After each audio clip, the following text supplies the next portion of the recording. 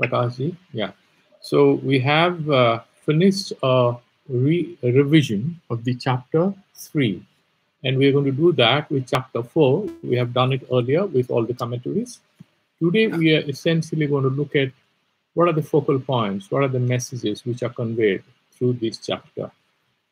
And as you have seen, that towards the end of the third chapter, what Bhagavan was telling Arjuna was how to control your mind. So he mentioned Indriyani Paranyahu Indriyabhya Paramanaha Manasastu Para Buddhyor Buddhayor Buddhe Paratastu Saha Evam Buddhe Param Buddhva Sanstadhyatmana Mana Jahi Satru Mahavahu Kamarupam Durasadam Evam Buddhe Param Buddhva Sansabhya Atmanam Atmana. So you have to control your mind with the help of your mind, which has gained a sense of discrimination.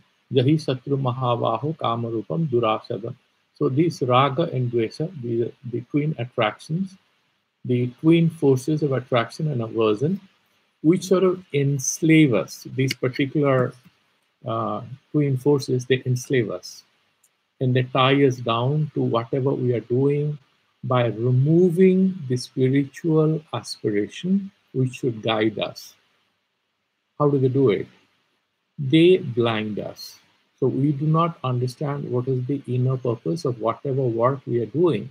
What is the inner purpose? To elevate whatever we are doing to an understanding of offering a sacrifice. And if we are able to do it, then we do not have the feeling of a doership, that I am the doer, it's my work.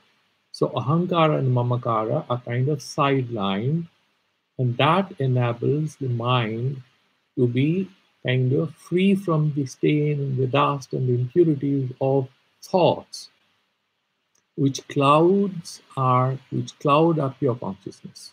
That is what was advised. And he mentions that in a scale of subtlety, if you look at it, that compared to the external objects with which we connect through our senses, the senses are subtler than the external objects. And these internal senses that we have are Jnanendriya, through which we know this universe. If you compare these indriyas, five senses, the mind being the internal wing, the internal instrument of knowing, is subtler, right? And then manasastu para buddhyor. And then he's saying that this buddhi is superior, subtler than this mind. The intellect is superior. And then compared to this buddhi, yo buddhe parasastu saha, that atma, the self, is more superior to all of this. That is what we had concluded chapter 3 with. Now, Bhagavan sort of starts to speak right away in chapter 4 without waiting for Arjuna to ask him a question. It looks like, because it was a continuous dialogue, a certain section of organizing, certain principle of organizing the slokas in chapter 3 sort of ends there with a hint about how to control the mind and what is the science behind this self-control. You have to understand how to sort of go deeper, go higher in our practice of self-control, even as we are trying to perform our duties by meditating on that as an act of sacrifice or as a yajna. In the fourth adhyaya, because he has mentioned about the science of karma and the science of sacrifice, is right away giving a context, or certain context on the scale of time and space to Arjuna, because who is he? He's a human being, he's an individual, all of us. We are trapped in time and space. Now, the universal message of the Bhagavad Gita, Bhagavan is telling, is in fact timeless. However, this is being conveyed to you in certain time and space. The contextuality, which sort of imposes certain limitations of time and space, doesn't take away anything from its timelessness and its universal appeal. And that's how Bhagavan explains, by giving a certain genealogy of this yogic practice, this yogic science. So how does he mention that? In the first three slokas, he gives the genealogy of yoga. Then he's saying that this is by nature universal. And why he's trying to say that yoga is a universal, it is a science with universal appeal? What could be the reason? If you look at it, what he's hinting is that the problem of life is one of ignorance which binds us, irrespective of different points of history in which we find ourselves. Depending on, just imagine if you're in a feudal society, if you're in a primitive tribal society, the way this whole power of clouding of the consciousness will manifest will differ. The way a person who is working in a corporate sector will get clouded in his mind regarding who is he, what he should do, will be different from a traditional person. Let's imagine about 1,000 years back, how he would have got clouded by his ahankara and mamakara.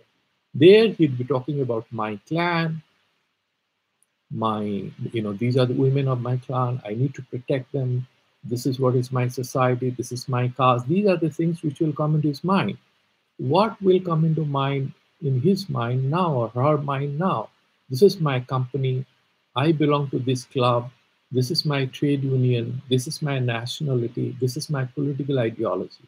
If you look at it, the same ahankara mamakara manifests in different ways depending on which point of history, what sociocultural setting you are trying to make sense of who you are.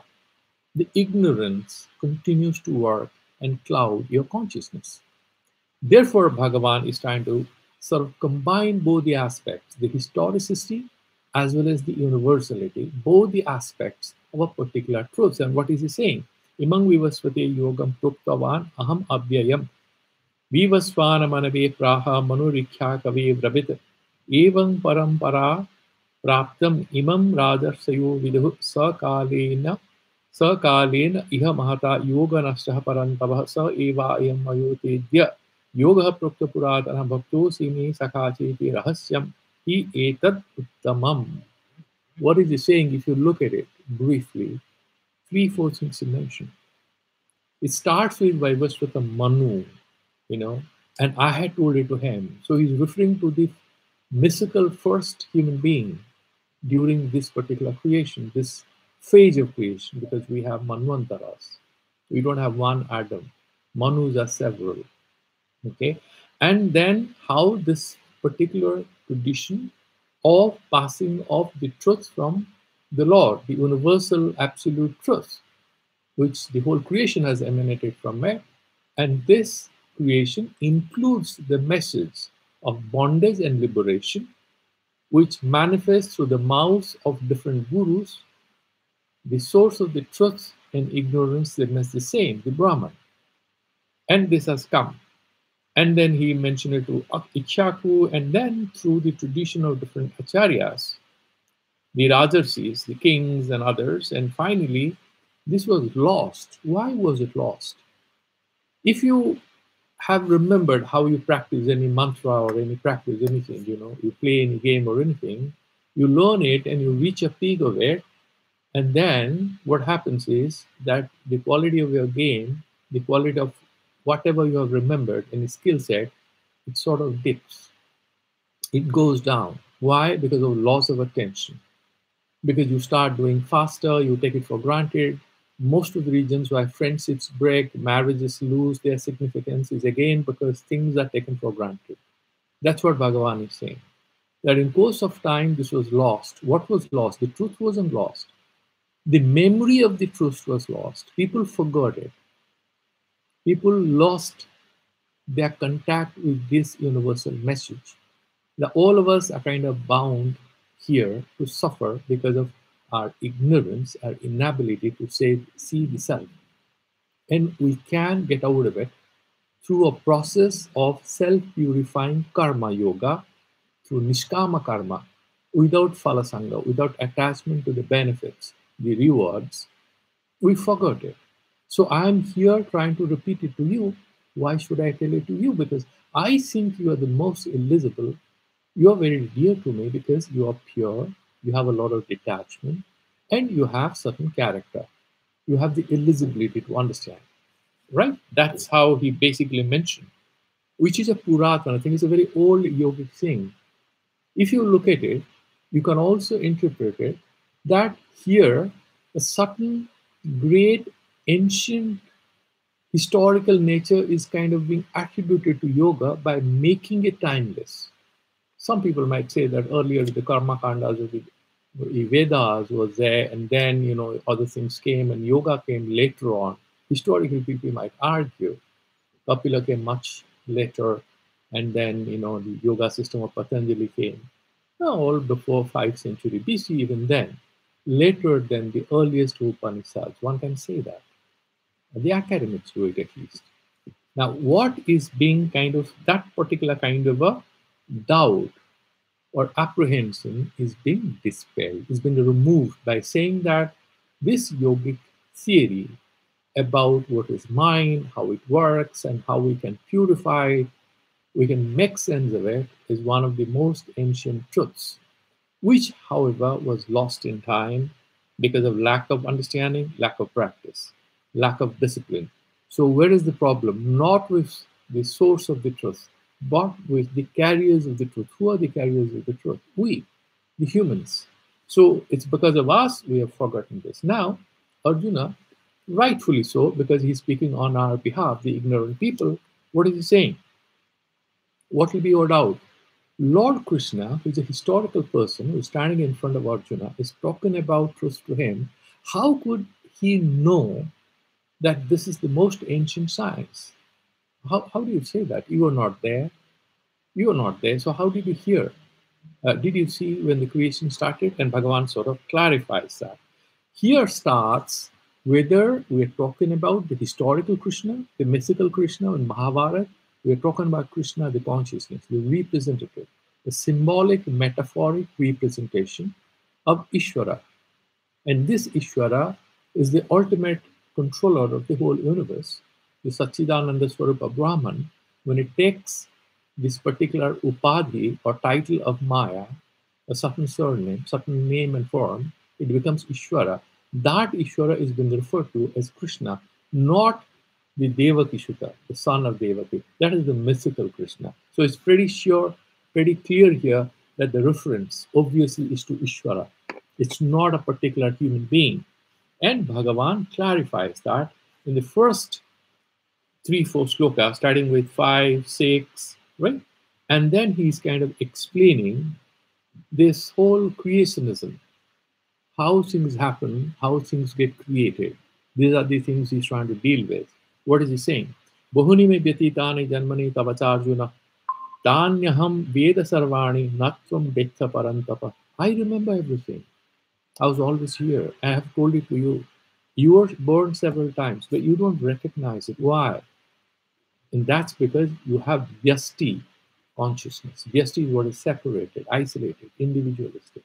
Samasti is that whole thing, the whole consciousness. Now, why is he mentioning? And then the whole secret of Vivartavada, the mystery of the creation, is unraveled in the sloka number 6. He's saying something very interesting there. He says, Ajopi son, even though I am without a birth. Ajopi son, avyayatama, and there's no death. There's no change of name and form. I am that. Bhutanam Ishwaropi son, and I am the Lord of this universe. Even then, Prakritim Swam Adhisthaya, by imposing on me this Maya, that delusion, that power of projection, Avarana and Vikshepa, which covers and kind of projects. It's like that hologram. Sambhavami Atma Mayaya. It's by my own power, this Mayic power, this power of delusion, the power of manifestation. I appear as a human being. So what are we seeing is that Ishvara can take any name and form, but he remains Ishvara.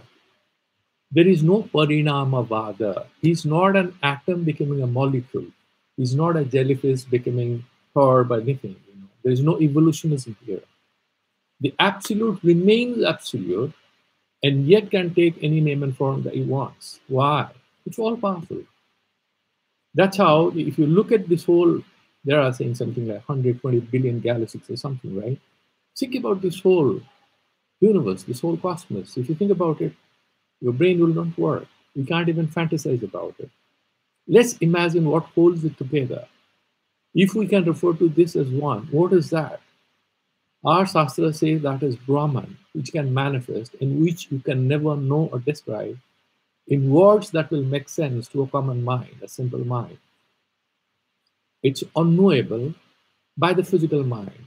The only way you can know it, not as a physical form with names and qualities, but as consciousness, which is certain, which exists, but we cannot talk about it by naming it, by describing it, by touching it, by feeling it. That's not possible.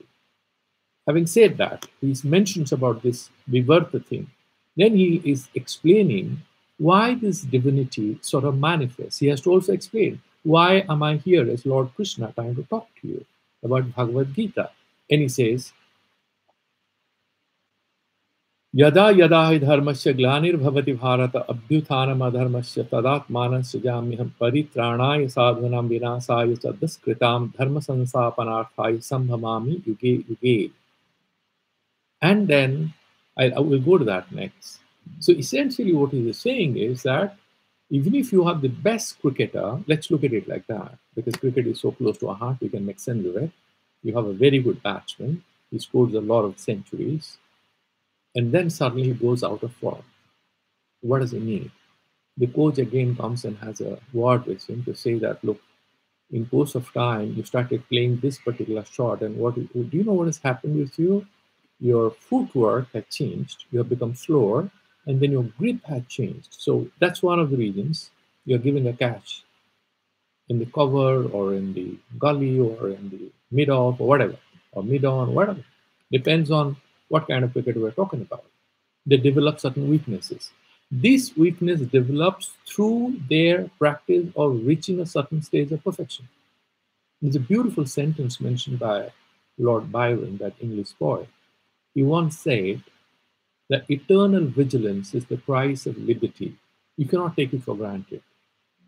It looks to me to be a very powerful Vedantic or yogic sentence.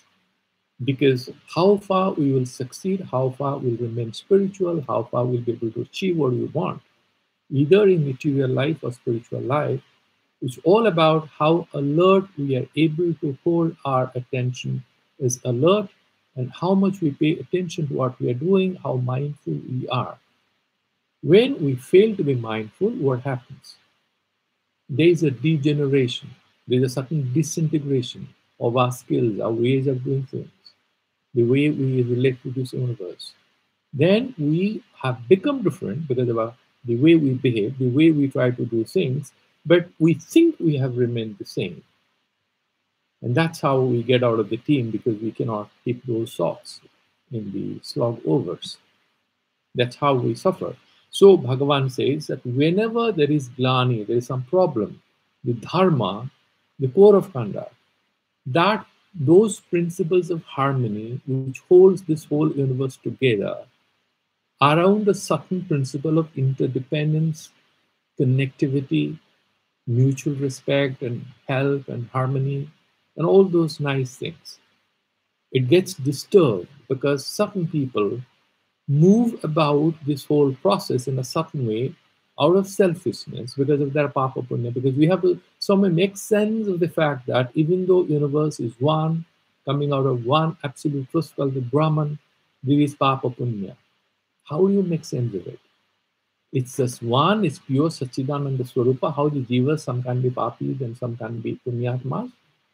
That is why the Mimamsakas say there are 6 anadis, and the jivas are also anadi.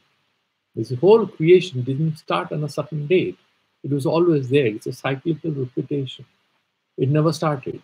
That's the only way we can make sense of the manifest reality of diversity, where different people are there with their papas and punyas looking for liberation. And there's one absolute Brahman, which doesn't change anywhere, but manifests in multifarious ways. How this creation happens? This creation doesn't happen because God is trying to create, because he has no karma. He's not a karta, he's not a bhokta, he doesn't enjoy anything. and he is not doing anything. Unlike the Sankhyas, where the Purusha is a Bhokta, in Vedanta, he's neither a Karta nor a Bhokta. What is he doing? Why is he doing all this? Who asked him to do all this? According to what principles? How he is doing this whole Srishti Kriya? The explanation is that he is not doing anything independent and on his own. He is not doing anything of his own interest. No.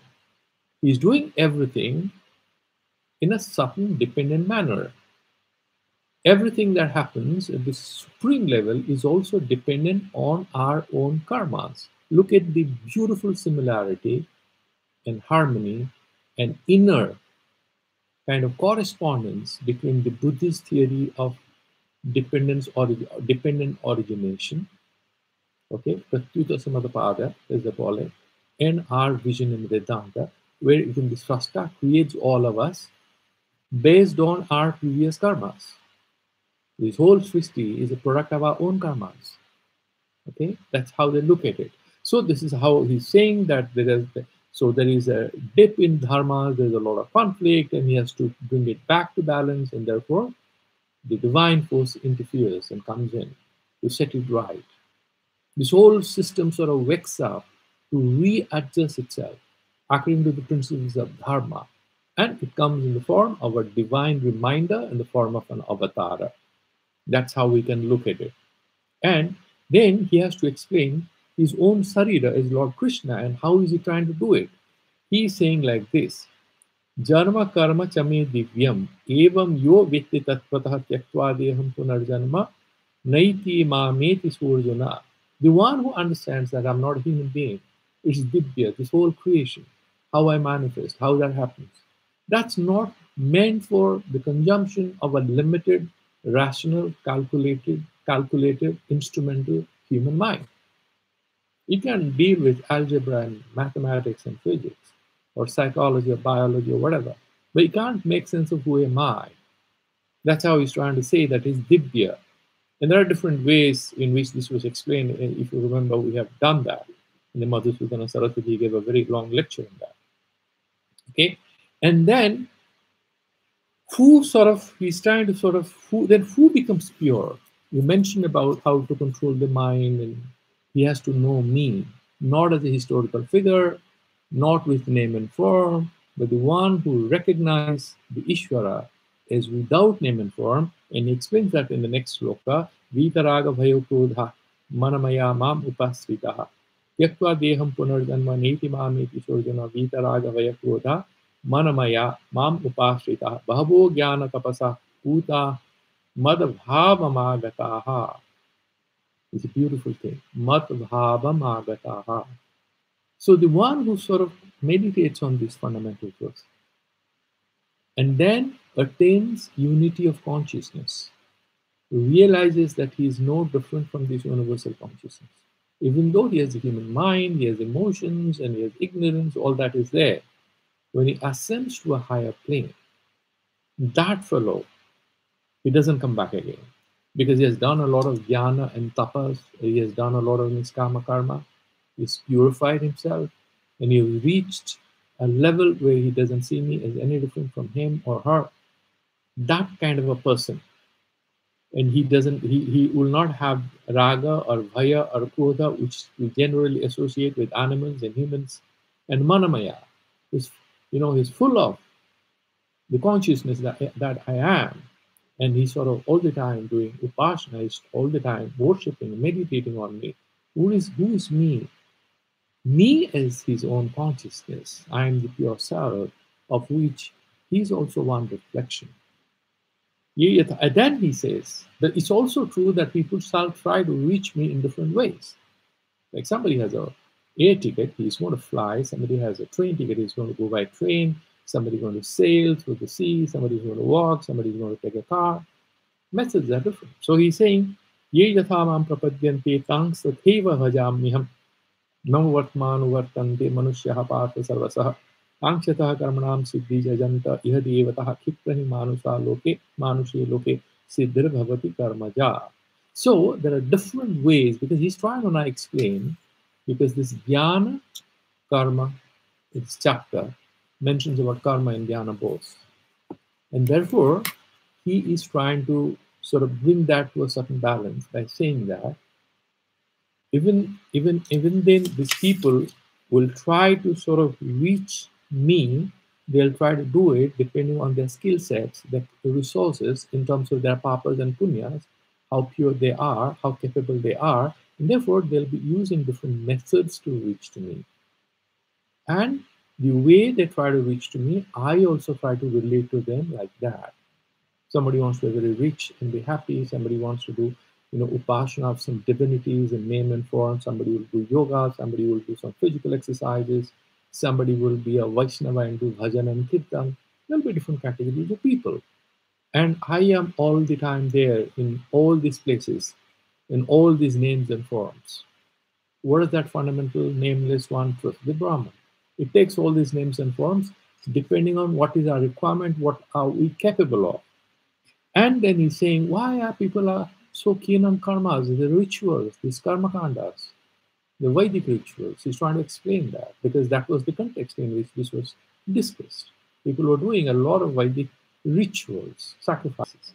He's saying, look, in this particular Manushya Loka, this human plane, the truth of the matter is that it's more likely to give you very quick results if you do karma. So he is giving a rationale as to why people get into doing work, because they get this is called drishtafala. You do a lot of bodybuilding, you do a lot of physical exercises, your muscles will grow and you are going to look thicker. You will develop very good abs. But you meditate, it's a little harder because those things are not visible. You can't show it as proof to anyone what is happening inside. So you are trying to realize what is Brahman, the hardest thing to do. Therefore, people opt for doing physical work to have a house and car, do a lot of rituals and stuff like that. And then there is certain discussion about when this whole work process starts. What happens? People are wanting different things. And there'll be some division of labor, and there'll be different category of people doing different kind of things. But in order to emphasize that the purity of the consciousness, which is immanent in all of us, irrespective of what we are doing, if it's the same, he's talking about the Varna system. Not to emphasize inequality, some people can interpret it like that, but I think as Vedantists, we'll try to make sense of it, is that this difference is being highlighted in order to say, and that the proof that these are all same, because if you just look at it, Chaturvanya Maya system, Guna Karma Vibhagasaha, Guna and Karma. Karma is their Papa Punya, whatever they've done before, and the quality, Sattva, Rama, and Tajas, what kind of a balance they have. Tasya Kartaram Apimang Vidhi Akartaram Abhyayam, because Bhagavan doesn't do anything. Because the Brahman doesn't have any work to do. It's not a person having doership. It doesn't have any aspiration, doesn't have any plan of action. No, isn't that. Why did it create this society? He's saying it's all based on their own dispositions and karmas that people sort of get into different things in society. It looks like a certain way. And the ultimate reality of Brahman is not responsible for the social inequalities and other things we have. The hint here that I'm not Karta, I'm not Bhokta, I'm Avyaya, we can also use these two sentences to say that fundamentally the social divisions we are seeing are phenomenal, not real, not to be taken too seriously. They have to be dismissed actually. And saying, of course, the traditional people have sort of used this sloka to emphasize social inequalities, but as right, true followers of Vedanta, we should be using that word, mang vidhi akartaram avyayam. We should use it, in fact, to dismiss dismiss it as anything fundamental or relegate it to a secondary position in our scheme of things. This is a historical thing, that's it. And then, na mang karmani vidmanti na me karme phale spriha iti mang yo vijanati karma bhi na savadyati. The person who is not bound by whatever he's doing, that is a corporate CEO, is a professor, is an army person who might have to kill somebody in a combat situation, or somebody who is doing certain other work, he's in the police, he's going to frighten people, he's a politician, or he's a scientist, And he's going to do, the people are going to do different kinds of things. But he's saying is, whatever things people are doing, they are accountable for that. I have nothing to do with it. I'm like a supercomputer who is just processing their karmic results, and based on that, they're going to have another reincarnation. But I'm not getting involved in any of this. Why?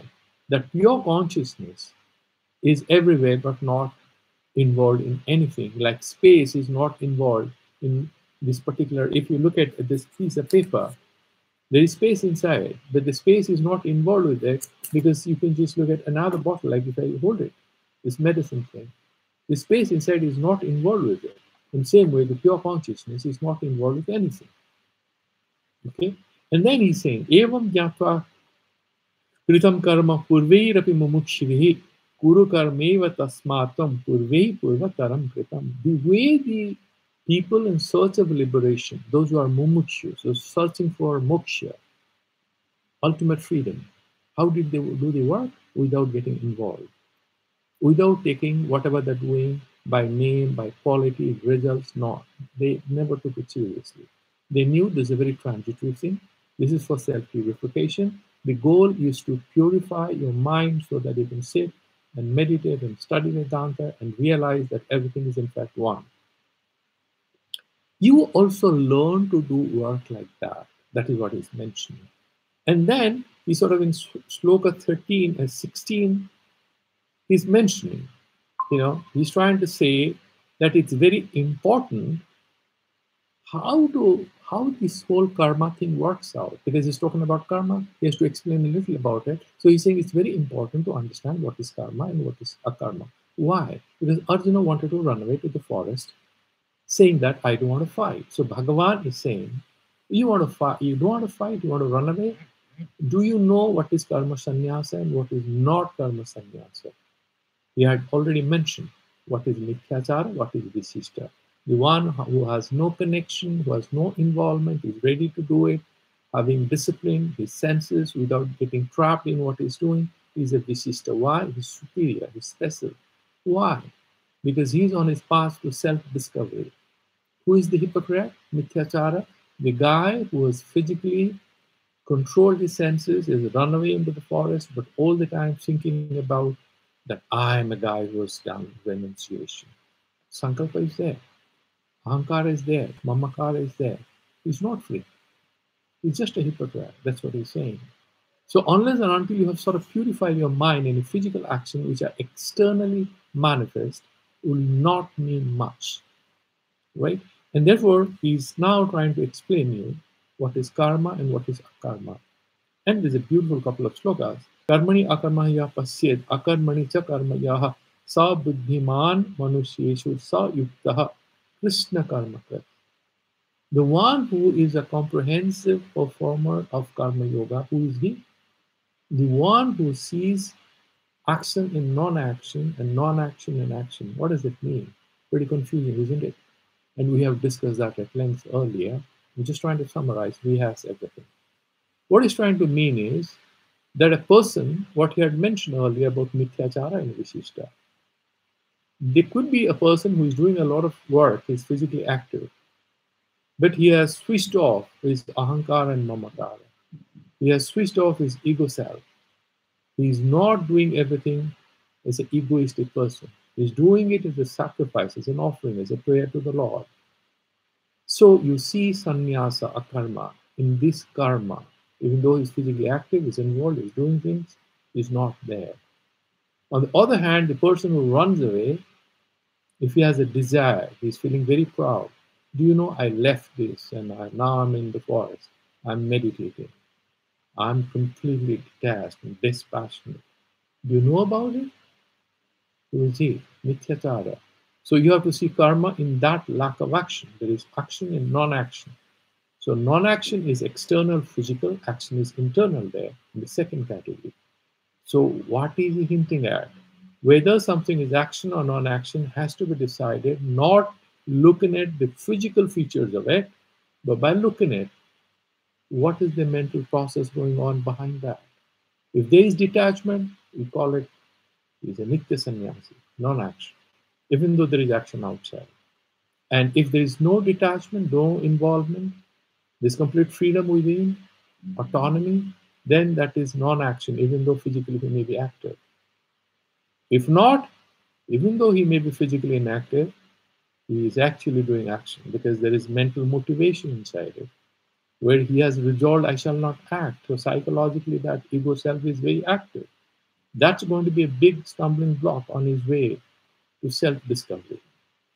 Okay, so broadly he mentions, and then he mentions that he sort of are kind of hinting who are the people who, what is the real wisdom behind doing karma the right way that he mentions in this sloka 19, saying, Yasya sarve samarambha kama sankalpa parjitaha.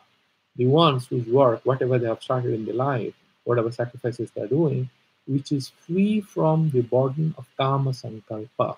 There's no motivation for gain, for reward. They're the ones who are smarter karma yogis. Jnanagni dagdha karmanam tamahu panditam buddha. They're the ones who are addressed as wise men. Why?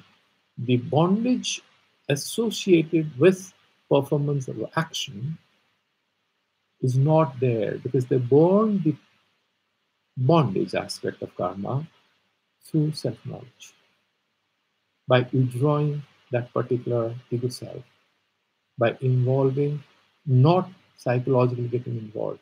But what was the example? The tyagi has to do the karma with equal amount of commitment and passion as the sansari that we have discussed yesterday, and therefore there's no dearth of commitment, there's no deficit in terms of attention, in terms of full commitment to what you're doing.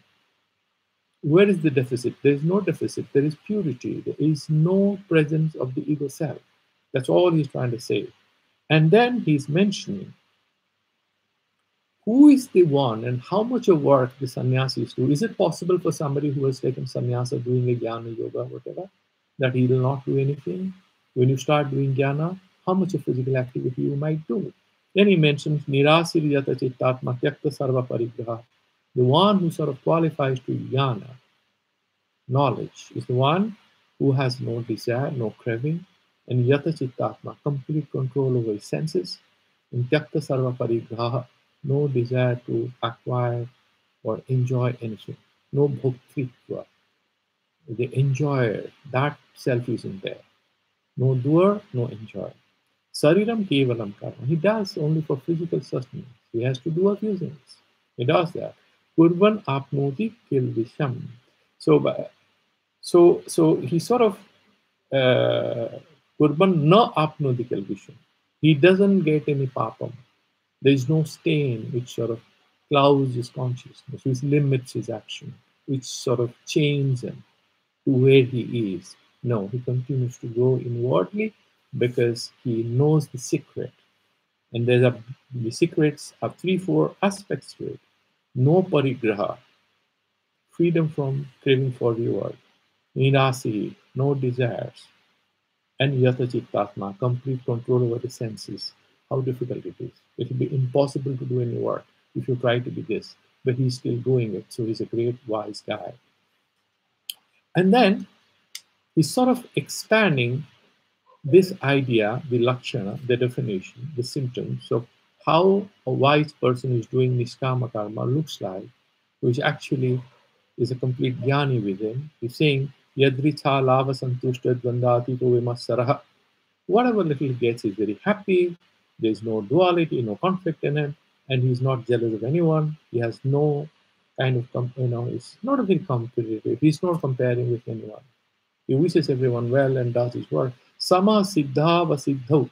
Whether he succeeds, he's going to succeed or fail, he's not bothered. He's just doing, performing it as per the call of duty. Kritva pina nivatyate. That kind of a person is not going to be bound by the result of his work. He's not going to have any agony or guilt or any trauma or suffering or lack of achievement. Those things don't apply to him. Then he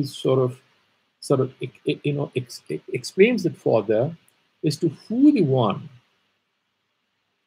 who sort of gets liberated, who can remove all his ignorance. What kind of work is required? He's saying Gata Sangasya Muktasya, the one who doesn't have Phala Sangha, no attachment to the results, and Muktasya, and is therefore free from his senses and his entrapments.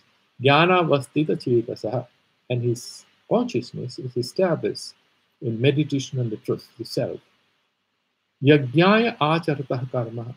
Even though for sacrifice, different kind of karma kandas, but it could be also in a secular context, all the work you do for achieving different kind of commitments that you are bound by your duty, even though he does that, because he's doing it for the purpose of sacrifice. Some karma samagram prabhiliyate. The results, the negative results of work, which creates bondage, that gets destroyed. Because he's a gata sangha, no attachment to results. He's mukta, all the time free. And jnana vastita chetas is somebody whose consciousness is established in the truth of existence. That's Satchidananda Swarupa. And he's now introducing in a big secret and a very powerful sloka. How do you look at this whole physical universe, which is so active? He's mentioning Brahmar Banam Brahma Havihit Brahmagno Brahmana Hutam Brahmevatena Gantatyam Brahma Karma Samadhina. This whole thing, this whole rituals, activities, everything that you're seeing, please understand that these are symbolic. You must see and remember and meditate on the Brahman when you are doing all this. These are just activities, but you must all the time meditate on the self. And the phala is in Brahmevati Anagantatya. End of the day, you're going to meditate on the self, realize the self. Brahma karma samadhina. So all the work and other things that you're doing, end of the day, why are you doing it? To attain that balanced vision and equanimity of consciousness, to reunite with your source, return to the pure self that you are, apparently chained in the external circumstances in which you find yourself. Then he sort of mentions different categories of people who are doing different categories because everything is now a yajna, a sacrifice, all the activities. Then he's saying there are different ways in which people purify their consciousness by looking at their activities as acts of sacrifice. And he mentions that the Daiva Yajnas are there, and Brahmagno Apare Yajnas again Eva Upachufyati. So, and then he sort of meditates on different aspects that some people sort of meditate on their senses and dissolve it, sacrifice it in their mind. And the mind is sacrificed in the buddhi, or the intellect. The intellect is sacrificed in the Atma. And some people are saying that Atma Sanyama Ganau Jufati Jnana Deepena, and this whole control that you do, you sacrifice this. That means you are sent to the next level, Jnana Deepena, in the truth consciousness, in the Jnana Yoga. So you're doing initial control of you become a Jata Chittatma, then you become a complete Jnana Yogi. And Dravya Jagnas, and he's talking about categories of Jagnas and what is superior. Dravya Jagnas Tapo Yajna, Yoga Jagnas Tathabare, Swadhyaya Jnana Jagnas Jateha Sangsita Vrataha. There are different categories of sacrifices and efforts for purification of the consciousness. So there are Dravya Jagnas, material sacrifices. So you're putting this ghee and all kinds of things in a prayer. Or you're building a house and all kinds of things for society and charitable work, whatever. There are Dravya Jagnas. Then you're using Yoga Jagna, your control of the breath and meditation and stuff like that.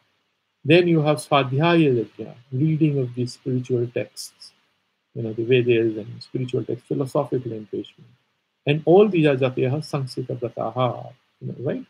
And then he's talking about the pranayama process. Some people try to control their breath according to the science of pranayama. That is also kind of sacrifice. Then he mentions about other people who are doing other sorts of purification. Niyatahara, pranam, pranashu, juhati, sarvat piyate, yajna vido, yajna kapita kalmasaha. So through these sacrifices, they all get rid of their impurities.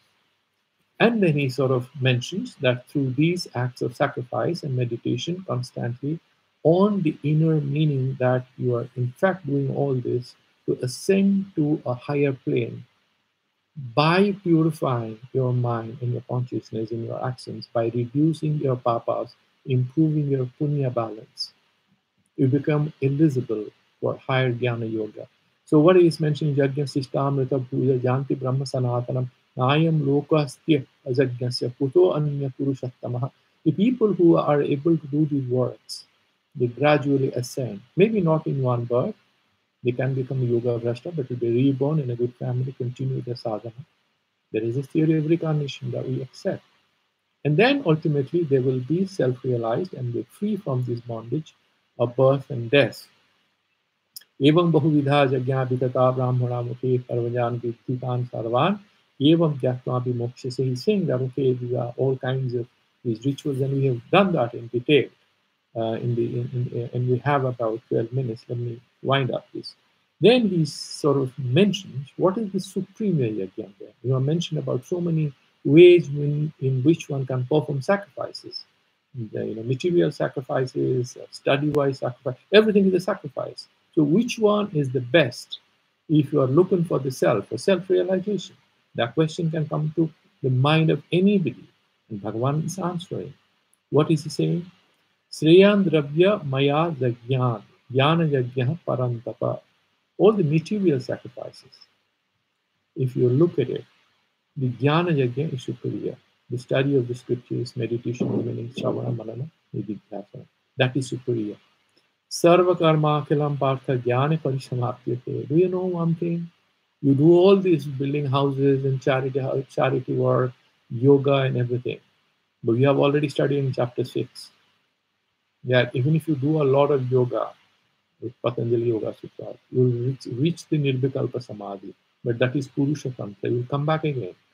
The only way you can get full moksha is by realizing that you are not different from the absolute. Otherwise, there will be some sort of a gap in your realization. So everything finally ends in self-knowledge. So end of the day, you have to do Vedanta, Sravana, Manana, Nididhyasana. Okay, and then the student will say, okay, really? So jnana yajna.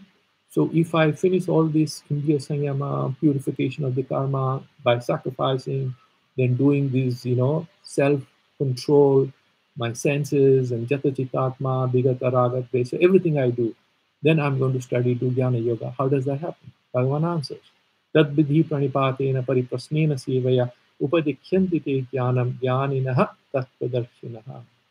The ones who are Tattvadarshis, who have realized the truth, who are self-aware, shall advise you regarding the nature of the self, provided you go and surrender to them with a desire to know and with a certain faith and openness of your consciousness. If you're going there with a constipated mind, saying that I already have read so many books, I know, you're not opening up, then you're kind of trapped yourself in a set of questions, then you will never understand.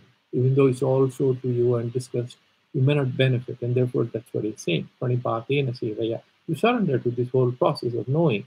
Yad gatmana punar mukhyam eva jasya pandava yena bhutanya sesena daksyasyatmano atmani yatho mai. So, you'll try to sort of, in your suddha antakarana, end of the day, when it's all purified, you will be able to reflect the true consciousness that this whole universe is. And the Vyasti Samasti gap, the individual and the universal gap, they are all going to get dissolved. Okay. Then somebody might say, okay, it looks like a tall order because I'm that smart and I have a lot of papa. I'm a very bad guy. Will I be able to do that? Will the Jnana Yajna or this Jnana Yoga help me? Bhagavan clarifies. Api chedasi papebhya sarvebhya papakrittamaha. Even though you're the most sinful person, you're the most stained in terms of how dirty is your consciousness. Do I have a chance? Bhagavan says, yes, you have a chance. Why? I'm telling you, this is the proof. Sarva jnana plaveniva vijinam santarishyati.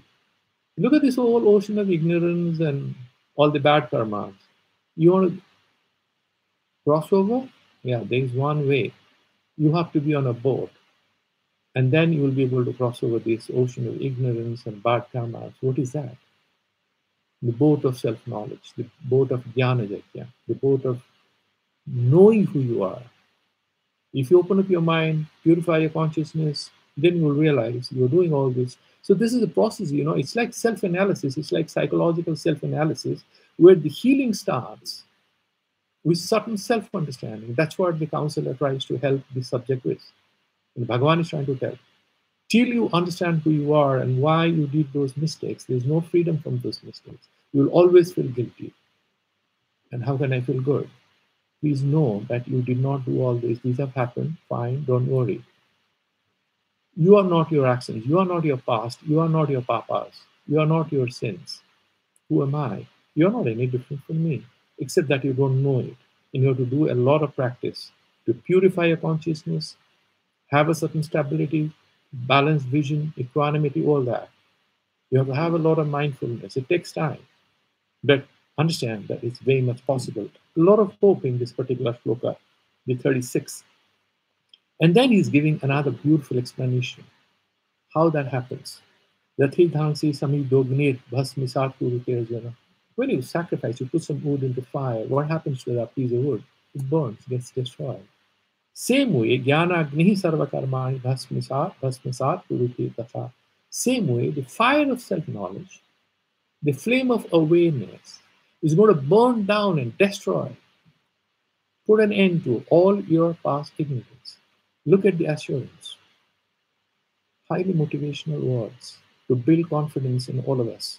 Then he says, Nahi jnane sadrisam. How beautiful is this self-knowledge? There is some stuti, some praising.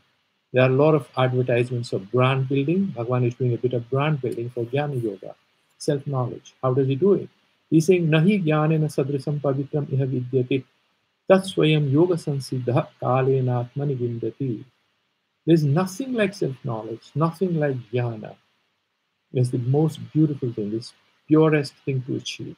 Not a house or a car or a relationship. These are all temporary. The self-awareness is not going to go anywhere, it's going to liberate you.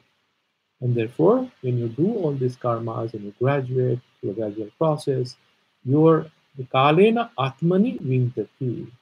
So all these particular things is going to manifest, it's going to happen in you, in your own consciousness, provided you continue to purify it as per the instructions given by me over this whole set of lectures in Bhagavad Gita. Sadhavan lavate jnanam tatpara sanjit sanyatindriya jnanam labdha param santim achirena digachati. This is the phala. This is the result.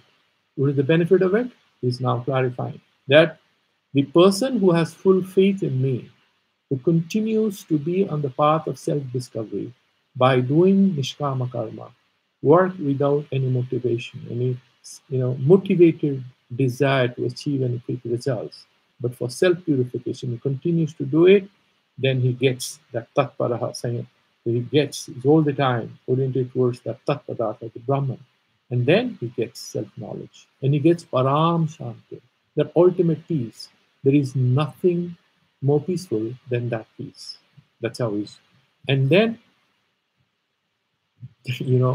when a person says, who is going to succeed in this coaching program? You have a certain crash course, and the coach tells you, who are the guys who are going to win in this particular race after you have done the program? What are the chances of my benefiting from it? He says, you're going to benefit. There are a few conditions, and he mentions that. The one who has faith, the one who struggles and makes efforts and remains loyal and sort of is very honest about himself, and is ready to make the necessary sacrifices at different levels of his spiritual perseverance to discover himself. And then he gives a red alert. Who are the ones who will not succeed? That's a kind of an alert. But who is that guy? Agnesa asadhanascha. The one who is a fool, who is stupid, who is ignorant, and who has no faith, no opening, no love for this knowledge, and who has a lot of doubt, samsayatma, vinasyati. I'm sorry, he shall not succeed. He'll get destroyed. Nayam lokaste na paro na sukham sansayatmanah. A guy who has a lot of self-doubt, who is divided all the time, he's self-conflicted, he shall not succeed in this life. Forget about Swargaloka or next life or anything. That's a very big alert. You should not have blind belief. You should not jump into anything with closed eyes. Why? Our path is not like this. Our path is a path of questioning, which Arjuna is doing. Then why is he talking about faith? Faith is not faith without exploration, without questioning, without argument, without logic. The pursuit is a rational self-reflection of who we are and what we want to achieve. It's a very open, transparent path. There is nothing secret about it. It's not a, cult society. It's not a cult. It's not a secret society where you have to follow some secret rules. They're all there, public. And Bhagavan has mentioned this. And he also kind of alerts that if you don't understand it, get back to me, I'll explain. But if you don't have faith, you are having self-doubt, you're not going to go anywhere. Not here, not even in next life. Then he's again going back. What are the takeaway points? Is a summary of the whole chapter. Yoga sanyasta karmanam, jnana sansigna sansayam, atmabantam na karmani, nibadhnati dhananjaya, tasmad ajnana sambhutam, hitstam jnana sinatmanah, chityanam sansayam yogam, atistotista bharata. Beautiful. It just summarizes everything, and we just have 2 minutes to wind it up. He's saying, therefore, by having this karma yoga, and we have discussed that at length earlier, if you are able to perform all your works and whatever, you can remove the bondage aspect of all the karmas. Karma here is the bondage. And they are destroyed through self-knowledge, and you become Atmavan. And this kind of a Atmavan Purusha, who is self-aware, he is never bound up, chained, obstructed in his self-search by these limitations which we associate with any activity, any karma. And therefore, tasmad, and then whatever ajnana sambhutam, which is born out of your ignorance of vidya, where is it? Kritsam, it's in your heart. It's associated with who you are. And jnana sinatmanaha, so you are trying to destroy it with a sword. How can I destroy it? With the sword of knowledge, self-awareness. Destroy it, cut it. Chitva enam sansayam, that doubt you destroy it. Yoga matista, uttishta, bharata. So you stand up, you raise yourself, and hold yourself, be yourself. That is how the chapter comes to an end. And this is a very good chapter because this is not a difficult chapter, but it's very crisp. And there's a lot of things. A bit of theological aspect is there about the Varna system and the creationism and stuff like that. But if you look at the Vedantic message in it, there's no confusion. If you get trapped in the details, then it can lead to some sort of confusion. But we are all the time steadfast in the goal of our understanding of Bhagavad Gita, according to our parampara, Vedanta, and there is absolutely no confusion. I'll stop it here. Any questions or anything, we'll take it up in the Google Meet. And meanwhile, on the YouTube, thank you all, and just wishing it all.